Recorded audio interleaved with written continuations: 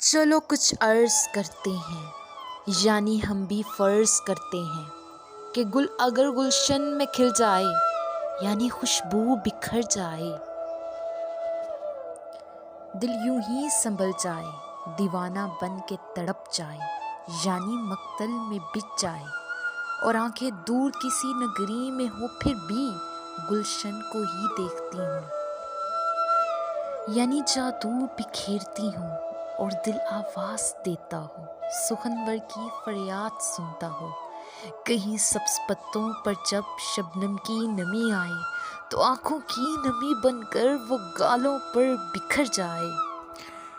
بہاروں کی خبر لے کون جب جفاؤں کی لہر چلے اور وفائیں یاد آ جائیں، ستم کی ایک لڑی آ کر جب سوچوں سے ٹکرائے، یعنی کہرام مچ جائے، دل کی ویرانی کو وہ سوغات دے جائے، کچھ آواز دے جائے، تب دل کی خبر لے کون، تب کسی کی سنے کون، جب آواز بن کر روح دل سے ہم کلام ہو جائے، تب آواز کے سحر میں دماغ نیند کی چادر اوڑھے آرام سے سو جائے، تب ہوش میں رہے کون اور تم سے بحث کرے کون، جب یہ کان آنکھوں کو سنتے ہوں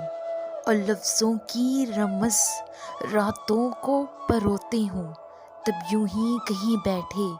یہ سوچوں میں کھو جائیں، یعنی صدیاں گزر جائیں، جب الفاظ کی محفل ہو، یعنی سوچوں کی آمد ہو، پھر دل سکون کے نغموں میں اشعار پڑھتا ہو، دل کی آواز سنتا ہو اور حیرت میں کھو جائے، جب سفر بیٹھی بٹھائے ہو اور ایک پل میں صدیاں آنکھوں میں سمٹ آئیں، تب یہ دل بھی دل کی نہ سنتا ہو اور خاموش ہو جائے، یعنی سکون آ جائے، یعنی سکون آ جائے۔